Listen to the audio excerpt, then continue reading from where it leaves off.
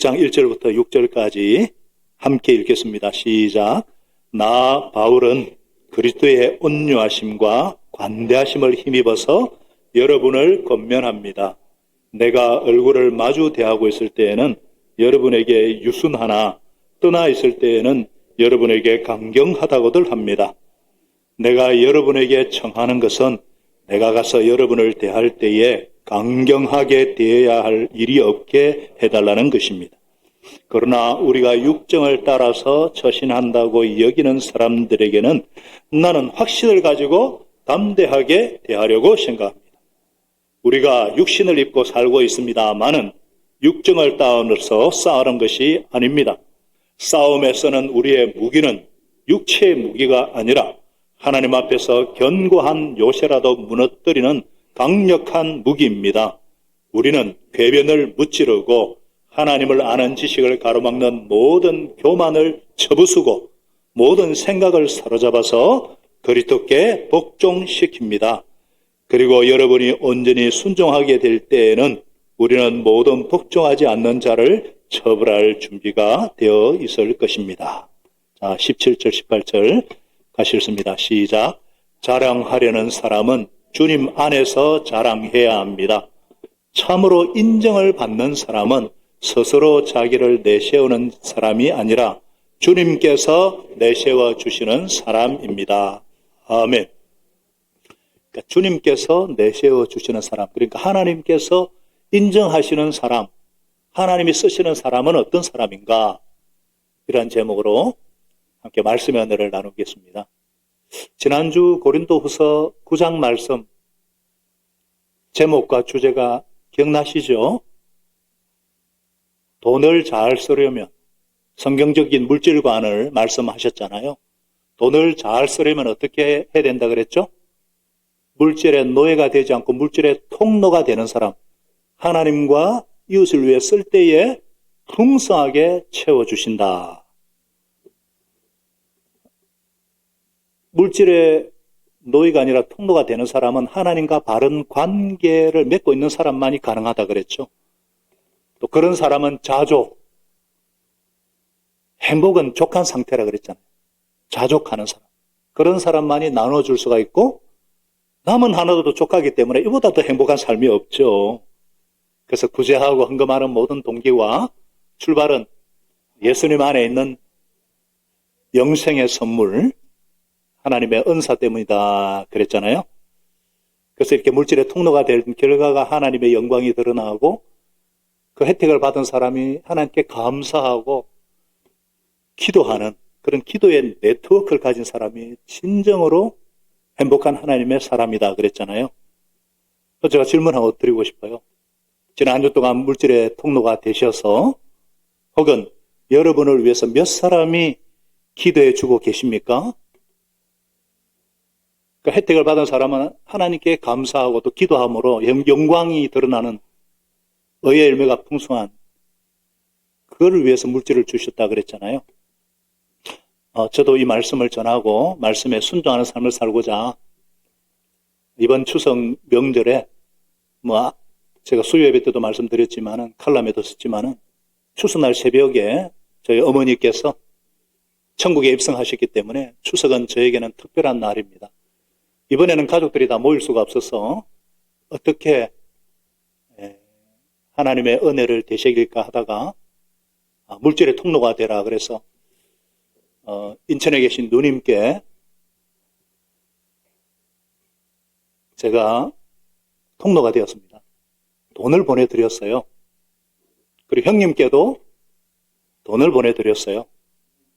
그러니까 아니 구 목사님 무슨 돈이 있다고 더 제가 많이 기도할게요. 저희 누님이 집사거든요. 그러니까 물질을 통로가 되니까 더 또 기도로 돌아오고 또 금요일날 추석날 당일 저녁에는 언양에 있는 처갓집에 갔습니다. 요양병원에 계시는 장모님을 형님이 모시고 와서 손주들이 다 모였어요.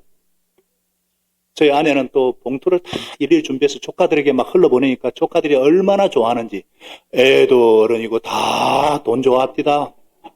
네. 물질에 이렇게 통로가 되면은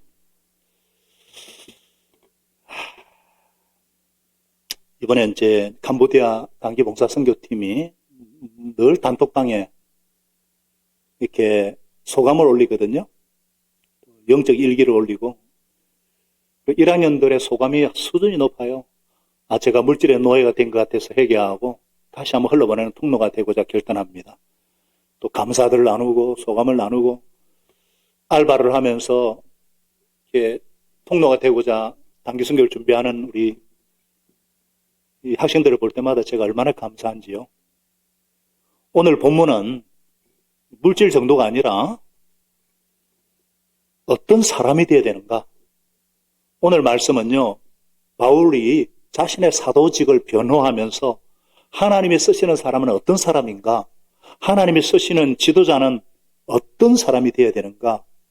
이런 제목으로 말씀을 나누고자 해요. 근데 얼핏 어떤 분은 지도자? 나와 상관이 없는 설교네? 생각이 쉬운데 자기는 리더가 아니라고 생각하기 때문에 그런 거거든요. 그러나 아닙니다. 우리는 다 지도자입니다. 우리는 다 리더입니다. 내가 돌봐야 될 유치원생, 목원이 한 명이라도 있더라도 어린이 목자들 다 리더예요. 결혼해서 가정을 꾸려나가는 분들은 가정의 리더고요. 자녀를 낳아 키우는 부모도 리더고요. 내가 가게를 하면서 종업원이 한 명이라도 있다. 혹은 초등학교만 내가 졸업해도 후배가 한 명만 있어도 다 리더입니다. 리더는 뭐냐? 영향력을 끼치는 사람이거든요. 그렇기 때문에 우리는 이미 지도자입니다. 우리에게는 이미 영향력을 끼칠 사람들을 다 하나님이 붙여주셨어요. 그래서 내가 지도자가 될 것인가 아닌가, 이건 옳은 선택지가 아니에요. 오직 좋은 지도자가 될 것인가 아니면 나쁜 지도가 될 것인가, 여기에 대한 선택뿐입니다. 지도자는 말씀드린 것처럼 영향력을 가진 사람이거든요. 영향력을 사용해서 공동체의 목표를 이루는 사람이 좋은 리더예요. 반대로 영향력을 사용해서 공동체에 해를 끼친다든지 파괴하는 사람은 나쁜 리더입니다. 모든 그리스도인들의 모델은 예수 그리스도시잖아요. 예수님의 삶의 특징이 순종이고 섬김이 있잖아요. 점점 더 하나님께 순종하는 삶을 살고 점점 더 섬기는 삶. 그게 바로 영향력을 끼치는 삶이거든요. 그런 점에서 볼 때 바울은 위대한 지도자고 리더죠. 그의 리더십 때문에 복음이 세계 각처로 퍼질 수 있는 초석이 마련되었잖아요. 그러나 우리가 바울을 만일에 만나서 당신은 정말로 위대한 하나님의 리더입니다. 정말 위대한 지도자입니다. 이렇게 한다면 바울이 뭐라고 답할까요? 제가 한 번씩 그런 생각을 해봐요. 바울에게 이런 질문을 하면은 뭐라고 답할까? 그럼 이렇게 답할 것 같아요. 내가 위대한 리더라고요? 아닙니다. 저는 그저 하나님께 쓰임받아서 여러 가지 일을 했을 뿐입니다. 아마 그렇게 대답할 것 같아요. 왜냐? 하나님이 쓰시는 사람인데 자기 자랑이나 자기 주장이나 자기 욕심이 있을 수가 없는 거예요. 그래서 17절에 자랑하는 사람은 주님 안에서 자랑해야 된다. 그리고 스스로 자기를 내세우는 사람이 아니라 그랬어요. 하나님께서 내세워 주시는 사람이 정말 하나님이 쓰시는 사람, 하나님이 쓰시는 지도자입니다. 그런 점에서 오늘 고린도 교회에 쓴 편지를 통해 하나님이 쓰시는 사람은 어떤 사람인가 분명한 기준을 말씀해 주고 있습니다. 첫째로 하나님이 쓰시는 사람은 유순합니다. 다 같이요? 유순하다. 유순하다는 말이 뭘까요? 바울을 볼 때에 아무나 깔볼 정도로, 아주 깔볼 정도로 유순해 보였다는 것을 알 수가 있어요. 1절에 보니까 나 바울은 그리스도의 온유하심과 간대하심을 힘입어서 여러분에게 권면합니다. 내가 얼굴을 마주 대하고 있을 때는 여러분에게 유순하나 그랬잖아요. 유순. 떠나 있을 때는 여러분에게 강경하다고들 합니다. 그리고 10절에 이런 말씀을 해요. 바울의 편지는 무게가 있고 힘이 있지만 직접 대할 때는 그런 약하고 말주변도 변변치 않고, 이게 뭔 말이냐면은 참 원어적으로 쉽게 설명하면요, 나를 똥개 취급한다 이 말이에요. 거짓 사도들이나 바울의 사도권은 바울을 똥개 취급한다는 거예요. 똥개. 반려견을 키우는 분들한테는 죄송합니다만은 똥개는요, 사전에 찾아보니까 이 표준 용어예요. 똥개가 뭐예요? 아주 하등급 잡견을 말하거든요. 똥개는요, 멀리서는 막 지도됩니다. 가까이 가면은 지가 먼저 도망가는 게 똥개라는 거예요. 바울이 딱 그렇다는 거지. 얼굴을 대하면은, 말도 잘 못하고 막 도망갈 것 같은 똥개 같다는 거예요. 그 정도로. 여러분, 이런 모습은요, 세상에서 인정하는 그런 지도자 모습과는 아주 다른 거거든요. 세상에서는 주위에 영향을 미치려면 막 가능한 깔보지 못하도록 가능한 위압감을 줘야 생각하잖아요. 그래서 고린도 교회 내 아직 거짓 사도들의 영향을 받은 이 거짓 교사의 영향을 받은 자들이 문제 삼은 게 바로 바울이 너무 유순하다는 거야. 너무 유약하다는 거예요. 유순하다는 것은 두 가지거든요. 온유함과 관대함이에요. 온유함과 관대함이 유순함인데, 여러분, 온유는 예수님의 성품 중에 하나입니다. 마태복음 11장 29절에 예수님께서 말씀하셔서 나는 마음이 온유하고 겸손하니 나한테서 배우라 그랬어요.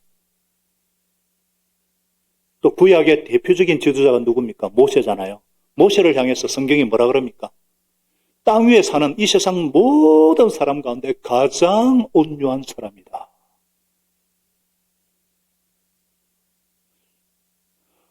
온유가 뭐지요?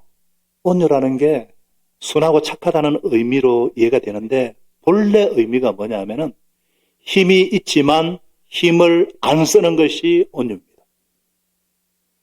힘이 있는데 안 쓰는 거예요.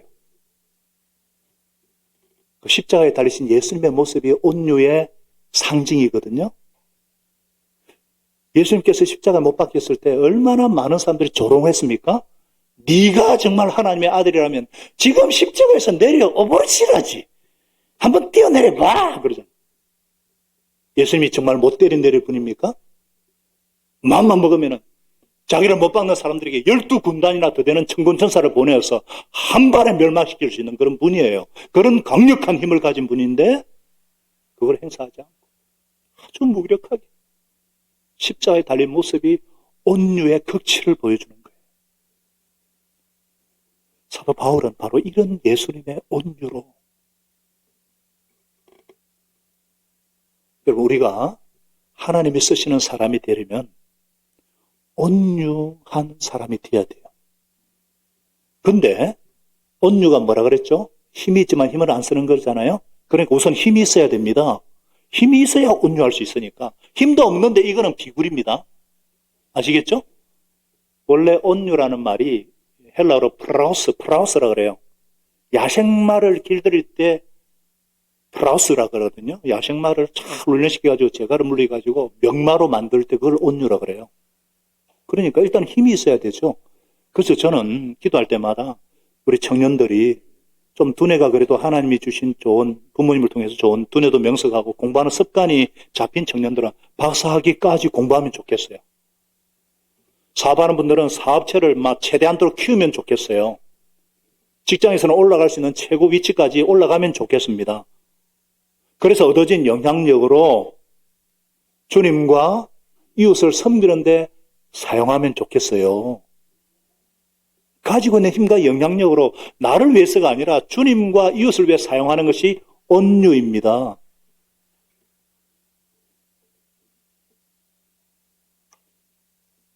예수님의 삶이 그러셨어요. 예수님의 성품이. 온유는 태도거든요. 그래서 예수님의 마음, 예수님의 태도를 가지라 그러잖아요. 온유 겸손. 이 온유는 태도기 때문에 배울 수가 있고 개발할 수가 있어요. 어떻게 배우고 개발할 수 있을까요? 우리의 모든 관계 있잖아요. 가정에서나 일터에서나 또 교회에서 요구하는 대신에 부탁하는 습관을 들이면 돼요. 아, 이거 좀 이렇게 하면 참 그리고 명령하는 대신에 설득하는 습관을 들이는 거예요. 당신은 하나님께 주시는 이런 은사가 있으니까 이것 해보면 안 돼요? 이게 부탁 대신, 요구 대신에 부탁. 따라하십니다. 요구 대신에 부탁. 명령 대신에 설득하는 연습. 이걸 하다 보면은 온유한 사람이 나도 모르게 되어 있는 것을 발견하게 될 겁니다. 하나님이 쓰시는 사람은 다 그래요. 바울이 본래 온유한 사람이 아니잖아요. 그런데 예수님을 닮아가면서 얼마나 온유한 사람이 됐는지 그는 그의 서신서 곳곳에마다 대표적으로 로마서 12장 1절 말씀 같은 경우 그렇잖아요. 하나님의 모든 자비하심을 힘입어서 여러분의 몸을 거룩한 산재물로 드리십시오. 온유하게 건면하잖아요. 부탁하잖아요. 내가 너에게 명령하노니 산재물로 드리라 이렇게 안 하잖아요. 로마서 12장 1절 한번 비춰줘 보세요. 그러잖아요. 하나님의 모든 자 여러분에게 권합니다. 이러잖아요. 여러분의 몸을 산재물로 드리십시오. 이게 헌신이잖아요. 헌신하셔야 됩니다. 이렇게. 하나님이 쓰시는 사람은 온유할 뿐만 아니라 또 관대함이 있어야 돼요. 관대함. 관대가 뭡니까? 상대방의 의견을 수용하는 게 관대함이에요. 하나님은 또한 관대함한 사람을 쓰시거든요. 예를 들어서 인터넷 댓글에 보면은 전부 다 흑백 논리잖아요. 내 의견과 다르다. 그러면 무식하다 그러고 바보 취급하고 정신병자 취급하고 배구노 취급하고 그러잖아요. 그런 댓글 다는 사람 특징들이 뭔 줄 아시죠? 사회 주변에 빙빙 돌면서 불평하는 사람들. 그걸 요즘 아이들 말로 찌질이라고 그래요. 찌질이. 진짜 지도자는 흑백 논리에 빠지지 않습니다. 그래서 아주 균형감을 갖고 있어요. 이 관대함도 배우려면 부단한 연습이 필요하거든요. 내가 상대 의견에 동의하지 않더라도 일단은 먼저 그 의견을 일단은 먼저 수용하면서 설득을 시키거든요. 근데 아니 어떻게 그럴 수가 있어. 이런 말도 안 되는 소리를 하냐고. 도저히 이해가 안 간다. 딱 이렇게 먼저 탁 나온다 그러면 내가 이미 흑백 논리에 빠져 있는 거예요.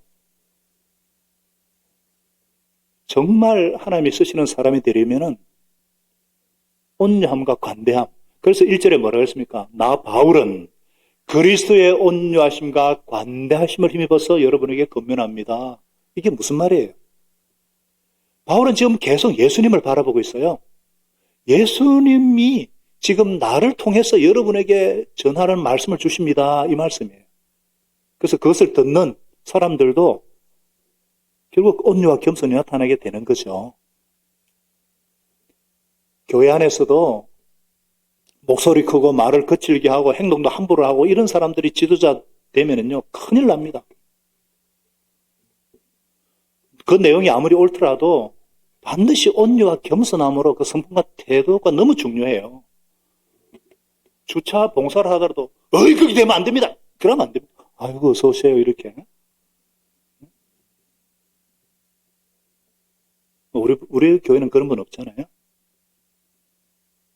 제가 전에도 한번 말씀드린 거 어떤 교회에 제가 갔는데 중재하려고 갔는데 막 싸우면서 화를 내면서 막 근데 화를 내는 자체가 잘못되었다는 것을 전혀 의식하지 못하는 거예요. 그러니까 서로 막 어떤 아이의 말이 참 재밌어요. 우리 엄마는요 항상 좋은 말만 해요. 좋은 말 할 때 밥 먹어. 좋은 말 할 때 게임하지 마. 우리 엄마는 항상 좋은 말만 해요. 가족들한테 제일 듣기 싫은 말이 무슨 말씀인지 아시죠? 기분 나쁘게 말하는 거. 아무리 그게 옳은 말이라도 기분 나쁘게 말하면. 그러니까 혈기나 분노를 가지고 하나님의 의가 이루어지지 않습니다. 마귀에게 쏟게 되는 거예요.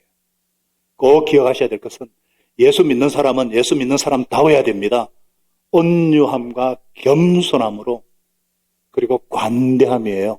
따라하겠습니다. 온유와 겸손 그리고 관대함. 이 성품이 누구의 성품이라고요? 예수님이에요. 여러분 우리 안에 계시는 분이 누구십니까? 예수 그리스도시죠. 갈라디아 2장 10절 그죠? 부활하신 예수님이 내 안에 살고 계십니다. 그래서 우리는 그분을 믿는 믿음 안에 살고 있는 거예요. 그래서 비록 우리가 육신을 입고 있지만은 우리는 욕정을 따라 싸우는 자가 아니라는 거예요. 우리는 오직 우리 안에 계신 예수 그리스도를 믿는 믿음으로 살아가는 사람들입니다. 그렇기 때문에 바울은요, 자신의 사도권을 공격하고 그네에 도전하는 이 거짓 교사들에 대해서 강경하게 대하는 거예요. 왜냐하면 그들이 누구를 모독하느냐? 바울이 아니라 바울 속에 있는 예수 그리스도를 모독하는 자들이기 때문에, 그래서 겉으로는 온유 겸손이지만 아주 강경하게 대할 때는 대합니다. 여러분, 이 어조가 원래 강력한 어조거든요. 그래서 분명히 선포합니다. 3절에, 4절이죠. 4절에 같이 읽어볼게요. 4절에 시작. 싸움에서는 우리의 무기는 육체의 무기가 아니라 하나님 앞에서 견고한 요새도 무너뜨리는 강력한 무기입니다. 우리는 궤변을 무너뜨리고 쭉쭉 나오거든요. 자, 우리 무기가 어떤 무기냐? 육체 무기가 아니에요. 여기서 무기라는 말, 싸우는 단어가 계속 나오는데 우리는 싸우는 자예요. 그것도 혈과 육으로 감정으로 싸우는 자가 아니고 영적인 싸움, 혈과 육이 아닌 영적인 싸움. 선과 악 사이에, 진실과 거짓 사이에, 진리와 오류 사이에, 빛과 어둠 사이에서 싸우는 자예요. 그래서 우리가 죄와 싸우되 편리까지는 대한 일이 없다, 이런 말씀도 있잖아요. 우리 그리스도인의 삶이 전쟁임을 깨닫지 못하면은요, 우리 삶에 거룩할 수가 없고 악한 세상을 변화시킬 동력도 잃어버립니다. 우리는 싸우는 자예요. 싸우는 자인데 싸우는 자라면 무기가 있어야 되잖아요. 우리에게 무기는 어떤 무기냐? 육체의 무기가 아니라 하나님의 강력한 무기. 딱 두 가지 대두되죠. 육체의 무기는 어떤 무기일까요? 육체의 무기는 인간 자신의 지식, 능력, 인간적인 힘, 물질, 권력, 명예, 이런 걸로 금방 이길 수 있는 것처럼 보이죠. 그런 무기 쓰면 쓸수록 패배합니다. 그리스도인에게 있는 무기는 뭐냐? 유순만 갖고 되는 게 아니라 그게 더 중요한, 더 견고한 요시도 파시하는 무기거든요. 견고한 요시도 파시하는 무기, 하나님의 무기, 강력한 무기가 무엇이냐? 하나님의 강력한 무기가 뭘까요? 하나님의 강력한 무기. 답 맞추는 사람은 제가 상금 드립니다. 하나님의 강력한 무기 뭐예요? 하나님의 말씀. 말씀의 금이라 그러잖아요. 자, 대답한 청년들 있어요? 아니, 청소년들. 대답한 청소년들 제 방에 와요. 상금 드립니다. 하나님 말씀. 하나님의 살아있는 말씀이 우리 그리스도인의 강력한 무기예요. 그래서 히브리서 4장 12절에 뭐라 그랬습니까? 같이 읽겠습니다. 큰 소리로 시작. 하나님의 말씀은 살아있고 힘이 있어서 어떤 양날 칼보다 더 날카롭습니다. 그래서 사람 속을 꿰뚫어서 혼과 영을 갈라내고 관절과 골수를 갈라놓기까지 하며 마음에 품은 생각과 의도를 밝혀낸다 그랬습니다. 여러분, 이 말씀의 능력 앞에서 한번 서보세요. 이 강력한 무기는 우리 인간의 모든 궤변을 무찌르고 하나님을 아는 지식을 가로막는 모든 교만을 접으쓰고 모든 생각을 사로잡아서 예수 그리스도께 복종시킵니다. 와, 이 강력한 무기. 인류 역사가 시작된 이래로 얼마나 많은 논리와 이론과 철학 사조들이 등장했는지 몰라요. 요즘은 어떤 철학, 어떤 가치관입니까? 이 세상에 절대적인 가치는 없어. 니도 옳고 나도 옳아. 포스트 모더니즘, 상대주의잖아요. 다원주의. 또한 이 세계는 물질의 소유에 따라 정해진 계급사회야. 금수저, 흑수저. 아무리 열심히 내가 노력해도 세상을 바꿀 수는 없어. 그래서 패배식 가지고 그 정반대로 어떻게 합니까? 나만 좋으면 되지. 나는 내 마음대로 내 감정대로 살 거야. 그래서 딩크족이 유행하잖아요. 딩크족. 딩크족이 뭔지 아시죠? 나는 딩크족의 삶을 누릴 거야. 영어에서 나온 건데요. 더블 인컴, 노 키즈. 애는 안 가지고 마음껏 즐길 거야. 이런 모든 인간의 세운 가치관들은 하나님 앞에서 다 무너졌습니다. 이건 다 거짓 복음들이죠. 거짓 사상들이잖아요. 정말 복음은 이 모든 것을 무너뜨리는 강력한 능력이에요. 정말 하나님의 말씀 앞에 한번 서보세요. 예수 그리스도를 인격적으로 만난 사람은요, 더 이상 교만할 수가 없어요. 뭔지부터 못한 실상을 적나라하게 깨닫게 되잖아요. 그리고 정말 주님만이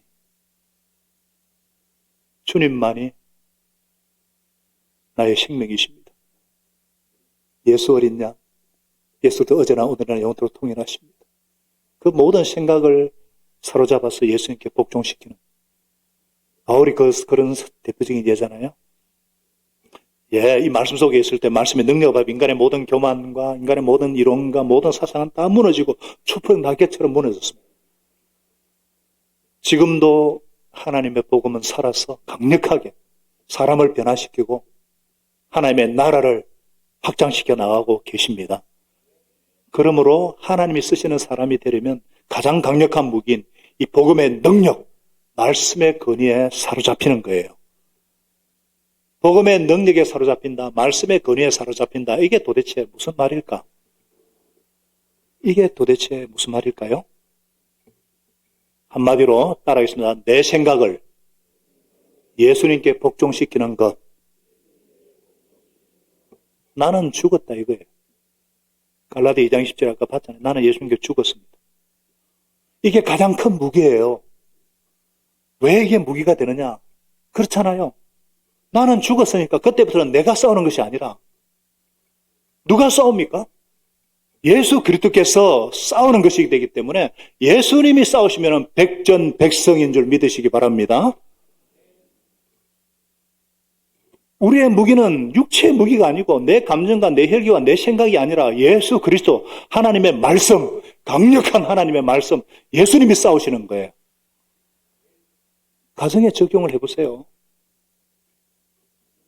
큰 소리 치고 막 이렇게 치고받고 한다고 해가지고 변화됩니까? 나는 죽었습니다. 주님께서 하세요. 주님이 해주세요. 그러면 그때부터 하는 주님께서 가족들의 마음을 변화시키기 시작하시거든요. 교회 안에서도 그렇고 세상에서 우리가 살아갈 때에도 먼저 내 생각, 내 감정, 내 주장이 죽고 주님께 복종해 보세요. 그 다음에 주님께서 일하시기 시작합니다.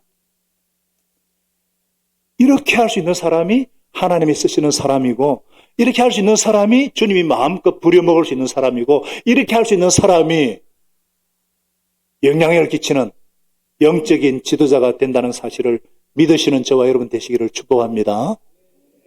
하나님이 쓰시는 사람은 유순하지만 강력한 하나님의 무기인 말씀을, 금을 가진 자들인 줄을 믿으시기를 바랍니다. 오늘도 이 말씀이 여러분의 삶과 생각과 모든 것을 사로잡아 주시고 말씀 충만, 예수 충만, 성령 충만케 해주시기를 예수님의 이름으로 축복합니다. 그럴 때에 하나님께서 주신 권위를 사용할 수가 있는 거예요. 하나님이 쓰시는 사람은 두 번째, 필요할 때는 권위를 사용한다. 다 같이요. 필요할 때는 권위를 사용. 자, 유순하지만은 강력한, 나는 죽고 예수님의 말씀이 살아있는 삶인데, 또 하나님이 쓰시는 사람은 어떤 사람이냐? 필요할 때는 도전할 수 있는 사람이에요. 바울이 고린도 교회 거짓 사도들에게, 거짓 교사들 우습게 여길 정도로 유순할 사람이지만 필요할 때는 강하게 도전합니다. 고린도서를 쓴 목적도 지난 시간에 너무 강력한 편지를 보냈기 때문에 상처 입을 쓸까 싶어서 수습하기 위해 썼다 그랬잖아요. 6절 하반절에 보니까 우리는 모든 복종하지 않는 자들을 처벌할 준비가 되어 있다는 거예요. 8절은 뭐라 그랬어요? 하나님께서 우리에게 주신 권위를 내가 자랑했다고 하더라도 그것은 여러분을 넘어뜨려 주는 게 아니라 세우라고 주신 거예요. 공동체를 세우기 위해서 권위를 사용하는 모습이에요. 도전할 때 도전하는 사람이 하나님이 쓰시는 사람인 줄 믿으시기 바랍니다. 하나님이 저도 그렇게 변화시켜 오셨어요. 저도 남한테 싫은 소리, 거칠은 표현을 참 잘 못해요. 그러나 리더이기 때문에 필요할 때는요, 강하게 도전합니다. 하나님, 몇 사람인데 그렇게 살면 안 되죠, 이렇게. 공동체의 균열이나 어려움을 가져오는 개인이나 어떤 그룹에 대해서는 도전할 때 도전해야 됩니다. 기다려야 될 때가 있고 도전해야 될 때가 있어요.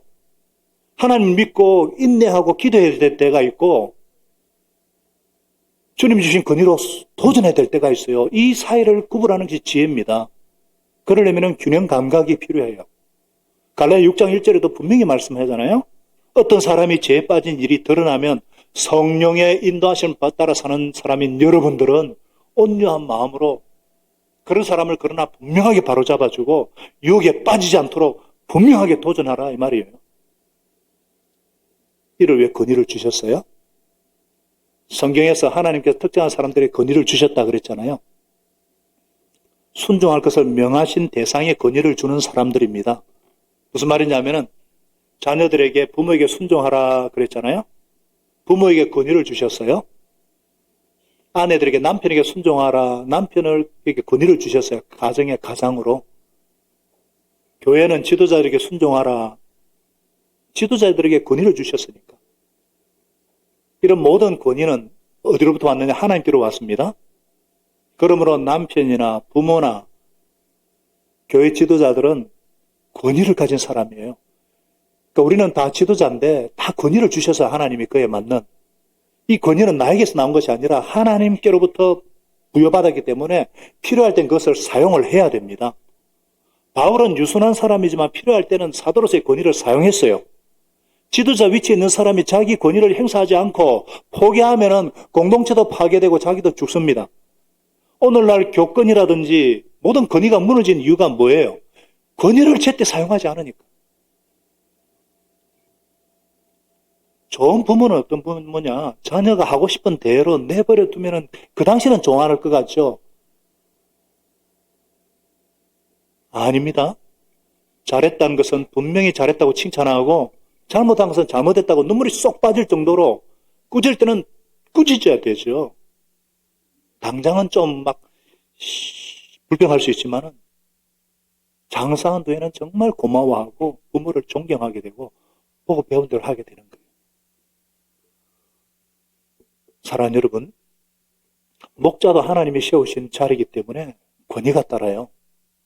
그래서 정말 사랑으로 온유함으로 숨겨야 되지만 잘못한 것이 있을 때는 사랑으로 지적하고 원칙에서 벗어나는 일이 있으면 온유하게 그러나 엄하게 바로잡아야 돼요. 저와 여러분은 하나님께서 부르신 하나님의 사람인 줄로 믿습니다. 각자의 자리에서 선한 영향력을 끼치도록 세워주신 지도자인 줄로 믿습니다. 온유와 간대함으로 때로는 하나님 주신 권위를 사용해서 하나님이 마음껏 사용하시는 하나님의 사람들로 성장해 갈 수 있기를 예수님의 이름으로 축복합니다. 하나님의 말씀인 강력한 무기인 말씀을 잘 붙잡고 그래서 가정이든 일터든 여러분이 계신 땅이 하나님의 거룩한 땅으로 변화되어지고 하나님의 나라가 확장되어지는 여러분을 통해서 하나님의 생명이 흘러 넘치기를 예수님의 이름으로 축복합니다. 오늘 우리가 10월 1일 첫 시작하는 주일에 이 자리에서 하나님을 예배드리고 있어요. 그게 무슨 의미인 줄 아시죠? 일주일 동안 내 삶의 규범을 주일 예배 설교에 맞추어 살겠습니다. 그런 결단을 했기 때문에 이 교회의 교인이 되었지 않습니까? 이해하시면 아멘? 그렇잖아요. 그렇다면은 지난주 설교 말씀이 한 주 내내 여러분들의 삶을 움직이는 운동이 돼야 되고 오늘 말씀이 한 주 내내 여러분의 삶을 붙잡고 움직이는 하나님의 강력한 무기가 되어야 될 줄로 믿습니다.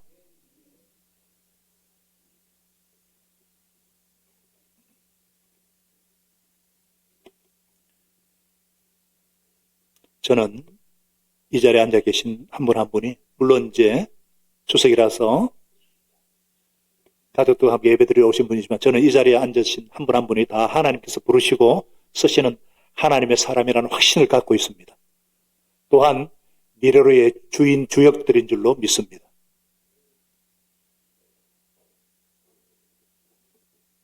우리가 10월 19일을 전후로 20살 창립기념일을 맞습니다. 이제는 어린아이를 벗어버리고 20살이면 할 걸 다 할 때가 되었고, 그래서 우리가 정말 예수님의 삶처럼 예수님의 성품인 온유와 겸손으로 장착하고 하나님의 말씀의 검을 무장해서 복음의 능력에 사로잡힌 예수 제자로 우리 모든 세대가 굳게 서게 해주시기를 간절히 축복합니다. 우리 자신이 스스로 영적인 지도자 사실을 명심하시고 어린이 목자든 청소년 목자든 싱글 목자든 장년 목자들 우리는 다 리더입니다. 그래서 온유와 겸손으로 주님의 말씀 앞에 내 마음과 생각을 복종시키고 주님께서 나를 통해 일하시도록 십자가에 군병되어서 주님을 따르는, 그럴 때 우리 가정이 살고 교회가 살고 한국교회와 이 나라가 살아날 줄로 믿습니다. 저와 여러분은 하나님이 부르시고 쓰시는 하나님의 사람들이기 때문입니다. 기도하겠습니다. 오늘 말씀을 가지고 우리 한 가지 하나님 내게 주신 음성이 있다 그러면 그것을 붙잡고, 그것이 단어도 좋고요 말씀도 좋습니다. 그것을 붙잡고 하나님 앞에 기도할 때에 얼마나 감사합니까? 10월 첫날을 세상 속이 아니라 예배당 안에서 맡게 해주신 것도 감사하고, 추석 명절을 잘 보내게 하신 것도 감사하고, 또 이렇게 사시고 참되신 하나님의 말씀을 듣고 예배합니다. 그랬더니 하나님의 말씀을 놓치면 살 수가 없습니다. 복음의 능력에 사로잡힌 예수 제자가 되어서 온유와 겸손으로 옷 입고 관대함으로, 그러나 우리의 무기는 육체의 무기가 아니라 하나님의 강력인 어떤 견고한 요새도 파시하는 하나님의 강력인 무기 말씀을 붙잡고 성령 충만하여서 삶의 현장에서 주님의 영광을 드리는 그런 하나님의 사람들이 되게 해 주시옵소서.